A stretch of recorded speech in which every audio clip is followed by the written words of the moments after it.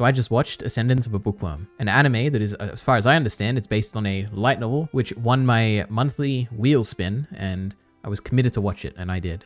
So I didn't know much about this. I just knew that an isekai is all I knew. I hadn't ever heard anything about it, like in terms of positive or negative at all. I didn't know how recent it was. I didn't know nothing, okay? And I just went into it blind pretty much. And overall, I think this is decent. I don't know the number yet. I'll probably give it a number in my like actual digest thing at the end of the month, but it's decent. Generally, it's a wholesome slice of life show is what I took from it, with a fun cast of characters.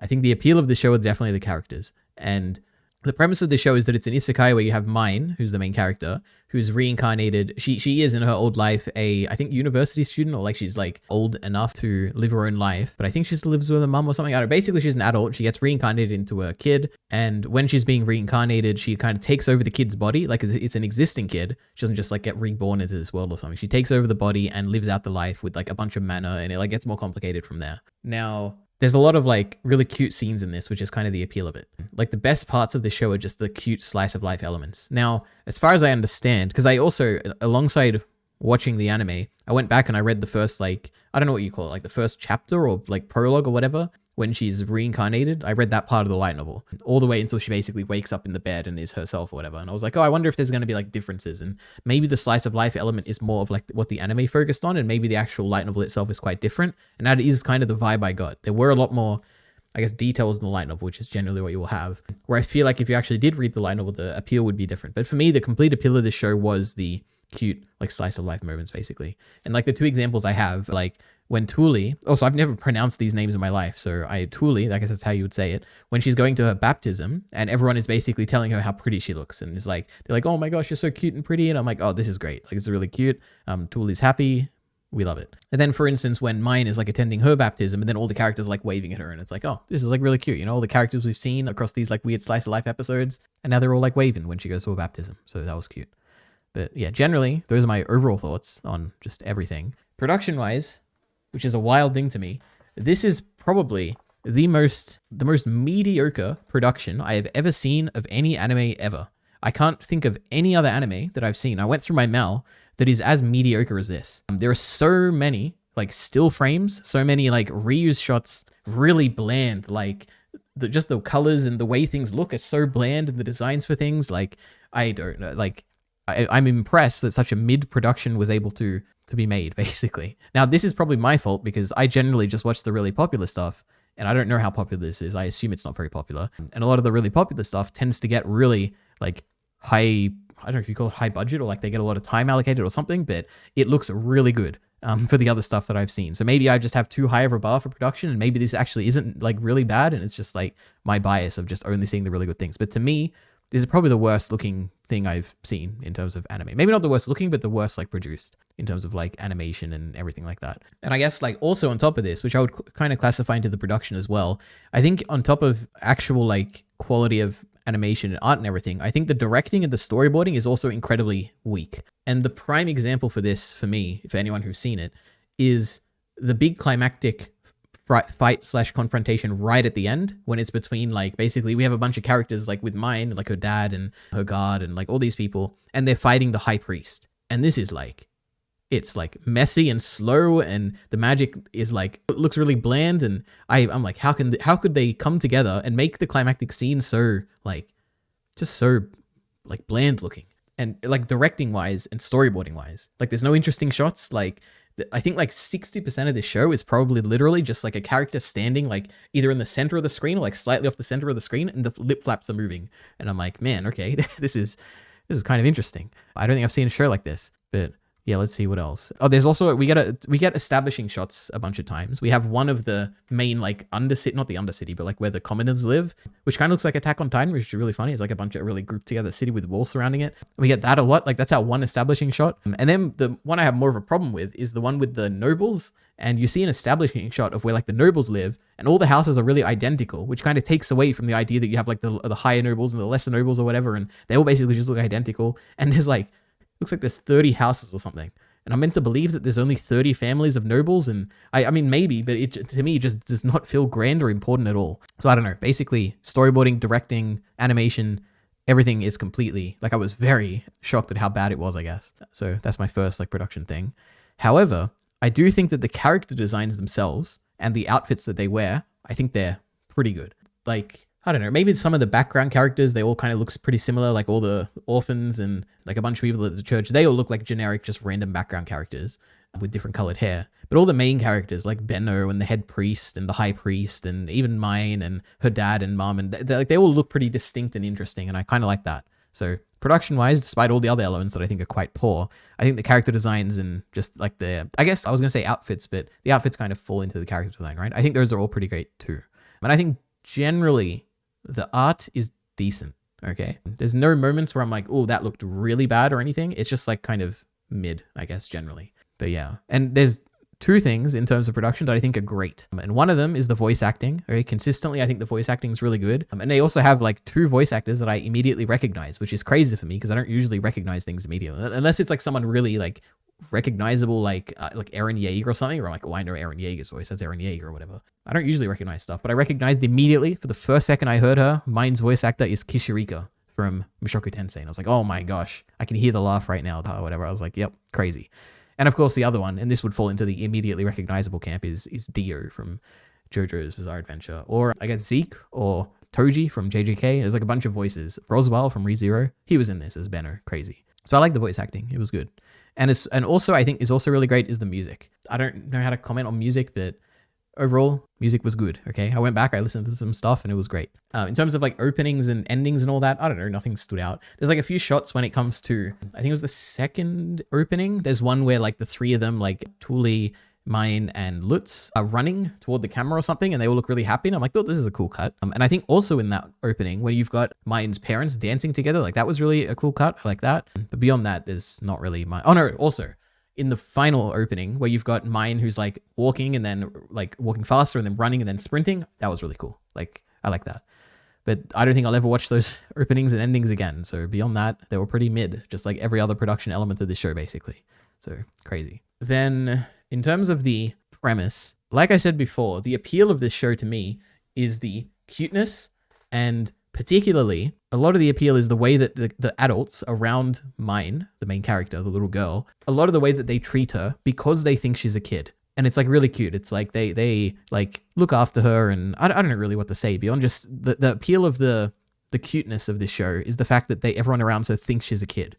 But the issue is that she isn't. So like all this really cute stuff is like, it's strange. It's like I can't really think of it as cute or anything because it's not actually a kid, and she is an adult in a like little girl's body, and it's just like it's not cute at all. But it is, at the same time, and it's like a weird discrepancy where I'm like, why did they make this an isekai? Like, why not just have like a girl who was just like born naturally really smart or something, or like has a really immediate like love of books? I don't understand. Like, it's just so weird to me. If anything, it's a detriment from the show, the fact that it's an isekai and the fact that she came from another world. Now, obviously, the direct comparison here is to something like Mushoku Tensei, where, again, you have like a character. I mean, I'm only bringing it up because it's really the only very similar comparison where you have like an adult who's reincarnated into a little kid, right? But the difference is that the appeal of Mushoku Tensei has nothing to do with the way that the characters think of Rudy as cute or just think of him as a kid.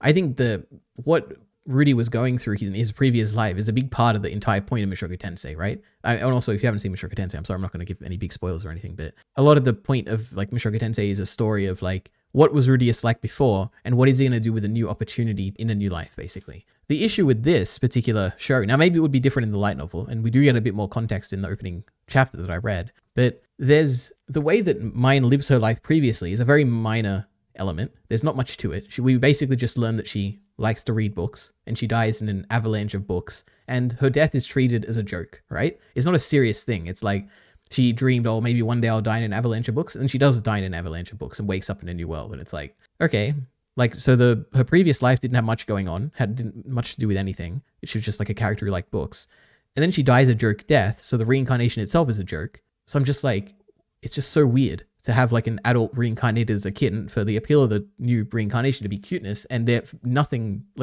tying her to the previous life and being important. And whenever they would bring up in this story, like at some point when they revisit Mine's memories and she talks about how, oh, I miss my parents now, I'm like, I mean, I guess, but like the whole premise was that you died to a joke, and it was like a comedic scene when you died because the books fell on you or something, and now we're meant to treat it as serious. It's like a weird disconnect, and I don't know, the whole isekai premise to this story is like strange to me, and it kind of ruins a lot of the moments where I thought they were cute. But yeah, so anyway, let's see. The appeal of the show, the cuteness. Another appeal of the show is the cute family moments, like Mine making Tuli a flower and Tuli being so happy and loving her little sister, but it's colored so strangely because Mine isn't her sister, it's an imposter who has taken over his sister's dead body. So I don't know. It's like the isekai just is always, whenever I'm like, oh, this is like really good and cute and everything, I'm like, in the back of my mind, I'm like, but that's not Mine. And this is like some girl who's taken over her corpse, basically. It's just strange to me. And then I guess to expand on this a little bit more, Mine is a strange character for three, I guess, reasons, or two reasons. One is that, I guess this is more expanding on the child, like adult thing. Sometimes she acts like a child. Like you wouldn't be able to tell that she's isekai, like the way that she acts. For instance, when in the beginning of the show, she's making the clay tablets and the kids come when they're drying and the kids like stomp on it. And she gets so angry and childlike and immature. And it's like, obviously she should know that these kids they're being kids and they didn't know and blah, blah, blah. But she's being really like childlike in this moment. But she's not a child. So like she has the memories of her previous life and she shouldn't be acting like a child in this moment. But that's just like one thing, because sometimes she acts like a child. And then at the same time, sometimes she acts like an adult. Like when she's being really kind and understanding and has like she seems like she really understands how people think and everything. Like for instance, when she is being kind toward Delia, her like maid who's like betraying her and spying to the high priest. She has a good understanding of like what her motivations are and why she's doing the things she does. And it's a very adult-like mindset. But again, she isn't exactly an adult because she does have the memory and the mind of Mine. So it's like she's in this weird place where it's like she's both an adult and a kid, and the appeals of her being an actual kid are taken away because she's like part adult, and the appeals of her being an adult are taken away because she's part kid. And it's like, she's in this weird like awkward spot. So I don't know. I don't quite like that. But yeah, I said just putting this all together, it's just a weird. Am I meant to find moments of her being childlike cute as though she's an actual child, or am I meant to find those moments as immature because she's actually an adult and she's acting like a child? Like, are they cute moments or are they immature moments, basically? And I don't know. And then at the same time, am I meant to find moments of her being an adult or adult-like? Am I meant to find those as moments of growth, where initially I'm meant to think of her as a kid and now she's like maturing a bit and being more like grown up? Or am I meant to just think of it as the norm because she already is an adult, you know? So I don't know. Mine basically, as a character, is strange to me, and it like contradicts with the appeal of the show to me. Now, maybe just because like I think as far as I understand, we're like 2/5, like we've done the 2 parts of the 5-part story. So maybe the story will shift drastically and it'll be something way different like next season. It does feel like that because like the end of this season 3 is kind of like a big like cliffhanger, like not cliffhanger, but like a big change in the narrative. Like maybe that will all change. And thinking back in retrospect, these will all be important things that I'm like determining. But to me, it just feels like these aren't important things. And it just feels like you're meant to disregard this. Like you're just meant to like suspension of disbelief. And this isn't actually something to think about. And just think of her as like both a child in some scenes and an adult in other scenes, and don't think about it. But to me, it's just what I'm always thinking about, and it bothers me. So yeah, I guess my final note about the premise is more about like the light novel aspect. Because I have let me just read this out. I said, there's an interesting scene where Mine is revealing her identity to Lutz, and she's doing it quite early in this anime. And she asks him when it was that she took over Mine's body. So she's going to the friend who has now realized that Mine is not the actual original Mine. And she's like, so Lutz, when did I become Mine? When did I take over the body? And clearly in this moment, she thinks that she has the upper hand where she's like, you know what? I bet Lutz can't even tell when I took over Mine. And if he can't tell, then I can just continue living on as Mine and it's not going to matter because obviously he can't tell. But then immediately Lutz like takes a moment and like immediately says, it was when you got the hairpin. And it's like, she gives like this, initially she looks really smug and confident. And then she has this moment of like breaking character and she's kind of like, oh, he really saw through me. And in the anime, it kind of feels like a kind of a strange moment because it's like, why was she so confident that he's not going to know? And why is it that important that he doesn't know? And I feel like though, if you had a light novel and you're inside Mine's perspective or inside her brain or mind, when she's actually having the scene or being acted out, it would be much more interesting to see what is she thinking in this moment. And maybe that's something that's really hard to capture with a mid-production such as this, where you don't have the subtleties of the expressions and I don't know, or like the interesting like kind of directing to kind of expose what is going through Mine's mind. Mine's mind. Maybe it is like a failure of the directing here, but I don't know. Basically, I'm just interested. What would the light novel version of this be? And maybe I'll read it. I don't know. We'll see. But that's the premise and the Mine character stuff. Next up, we have, I don't know, a very short element of like story stuff. There's 2 things that I think are glossed over, which are kind of strange. One of them is that the fact that Mine usurped the body of a dead child and has taken over her like identity, her family, her legacy, her memory. Like everyone will forever think of mine as this new mine. And it's just like, it's kind of gross. And like, I guess I'm just meant to disregard this as like as a thing, but also at the same time, I'm kind of not meant to disregard it because it comes up in the narrative in that Lutz discussion I was just talking about. But it just doesn't get brought up enough. So I don't know if this is again a thing that the light novel will maybe go into more, but the anime just skipped over it.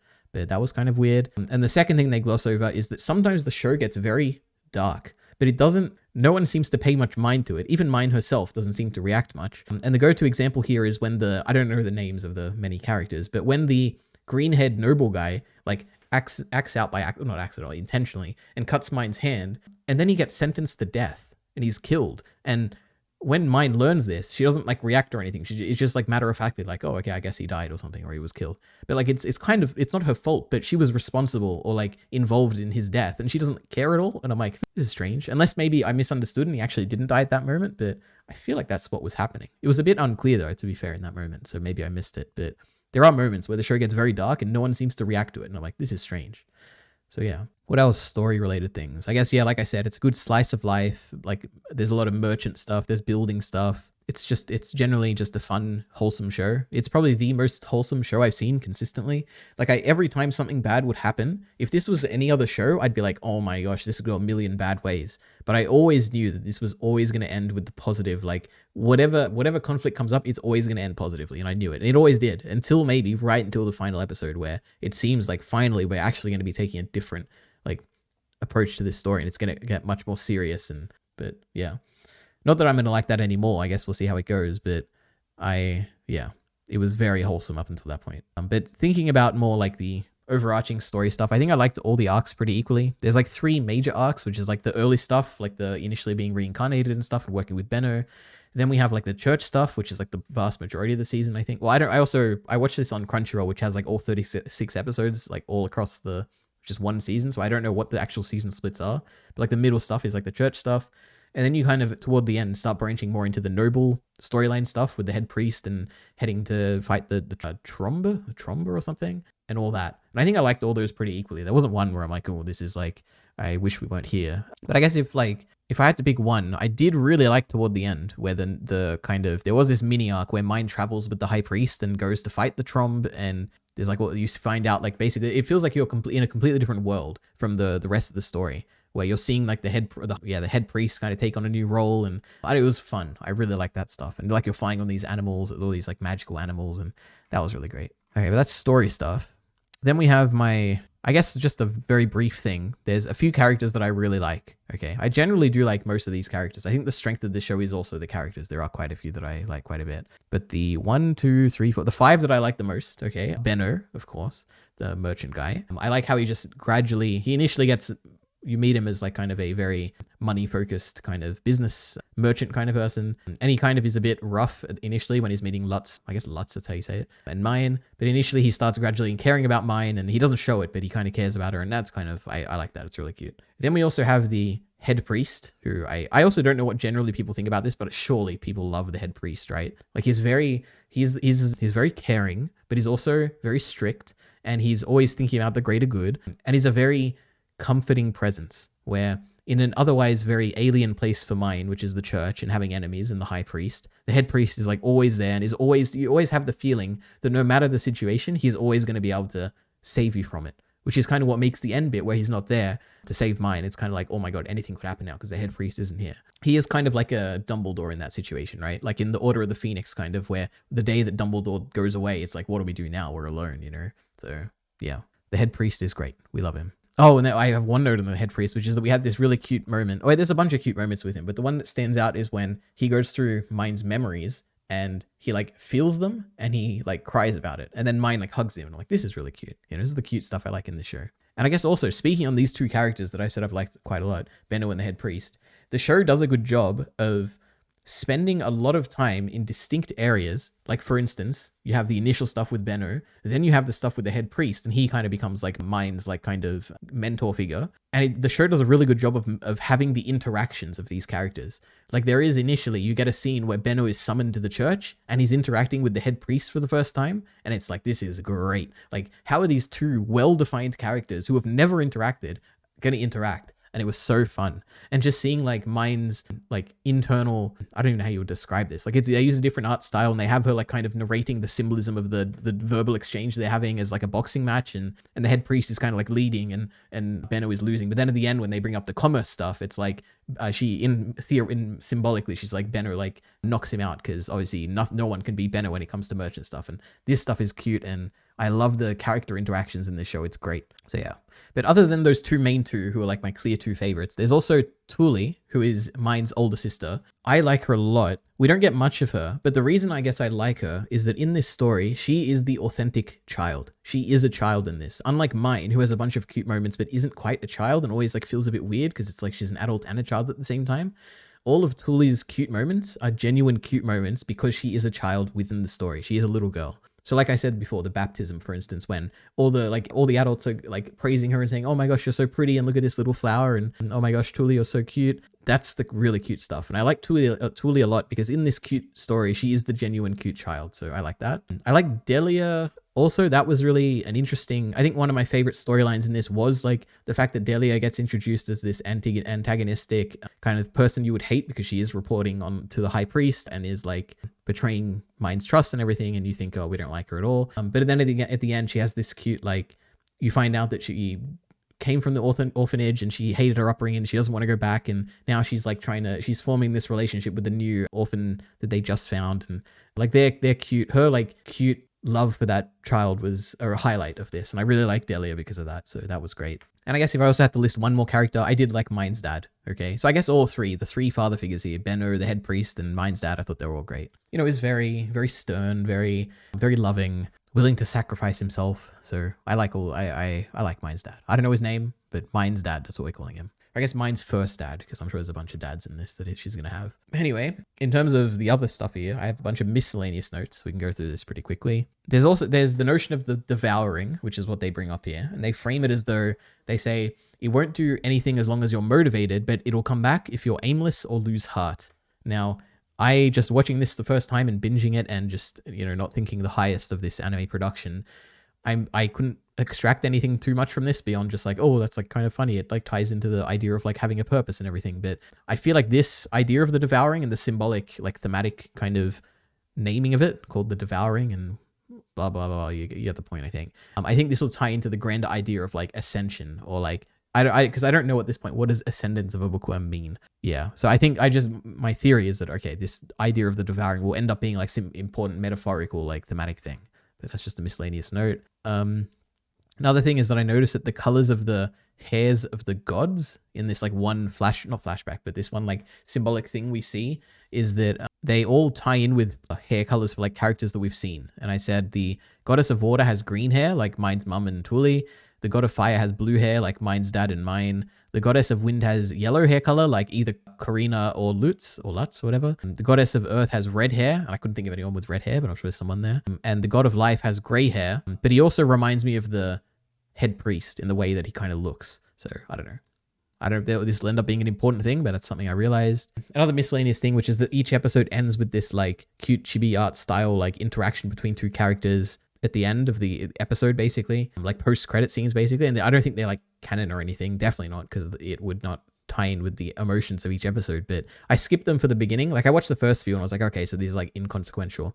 And then toward the end of the show, I was watching them because I'm like, oh, we just got like this really interesting thing. I wonder if they're gonna comment on what just happened in the plot at the end of the episode. And they kind of did sometimes, and I was like, oh, I need to go back and rewatch all those. So I'm probably going to do that after this stream. So yeah, I like the sound design of the mind melding scene. That's true. When they like put the crystal or whatever and they're like looking into each other's, I guess the head priest is looking into Mind's mind. The actual sound was really cool. Oh, and I guess tying into that, the entire show is framed with the first scene in the like opening of the show, the first scene where it's a flash forward and the head priest is looking into Mind's mind. And we're basically getting that scene as the starting point of this show. And then we have the head priest who is looking into Mind's mind. He is the narrator for the entire show.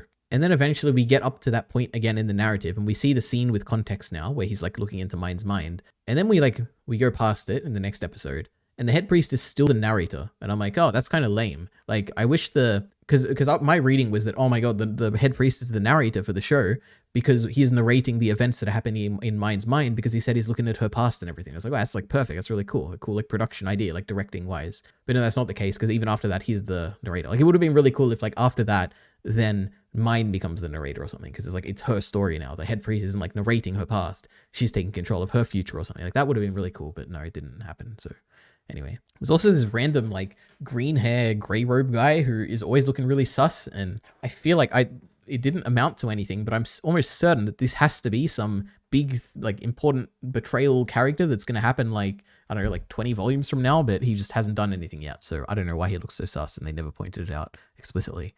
That was kind of weird. Another interesting thing is that Sylvester, who eventually gets revealed to be the Lord, when we initially see him, he's very goofy and playful and very different to when he actually gets revealed to be the Lord and is much more serious and is like talking about how, oh, I would have executed your family, but no, we'll let you see her and all this. And it just makes me question, was the initial introduction of him, was that the act? Like, was that a trick that he was putting on to kind of trick Mine into marrying him?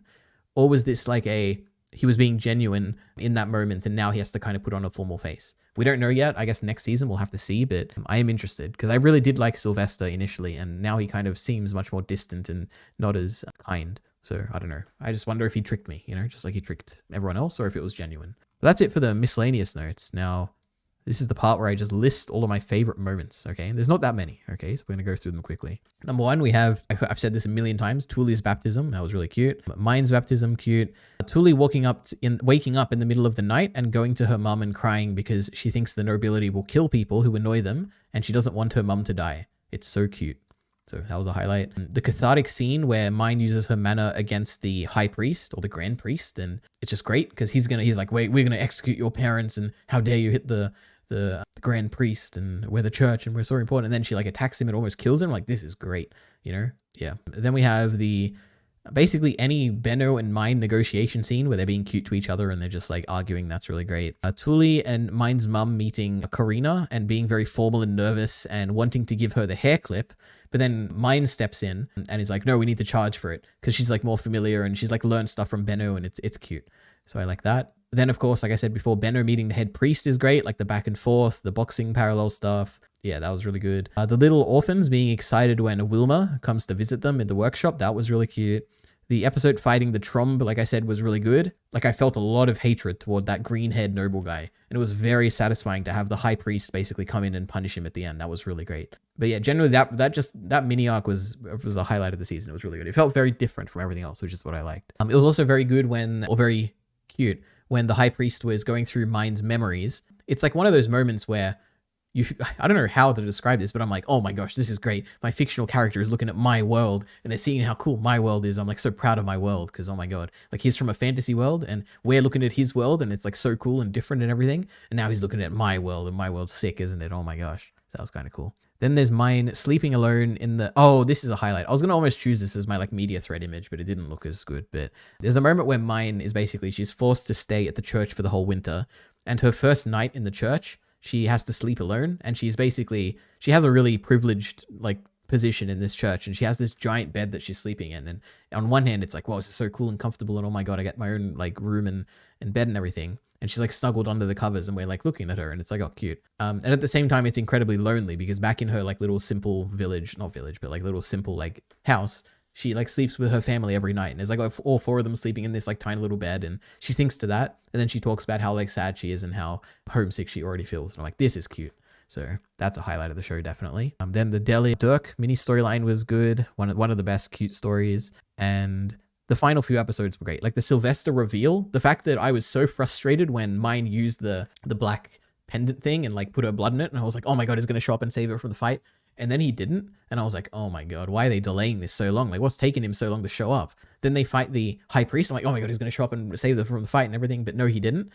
And then they tricked me because it was a marriage thing and it was like a big plot twist. And I was like, I can't believe the show got me. So it tricked me. And yeah, so that was great. And finding out the high priest's identity finally, like in the final episode, was great. You find out he's the younger brother, I think, of the Lord. That was pretty cool. And then the scene at the end of like saying goodbye to the family, like that was really good. And that actually had some good animation for once. It was crazy. There are like a few bits toward the end of this season which suddenly like get good animation out of nowhere. Yeah. And I also learned that the next season is being produced by Studio Wit, which is it's crazy. I don't know what studio produced this one, but my apologies, but you didn't do a very good job. But I am interested. Change of studio could be interesting. Maybe I'll read the light novel, but yeah. Those are my thoughts for Ascendance of a Bookworm.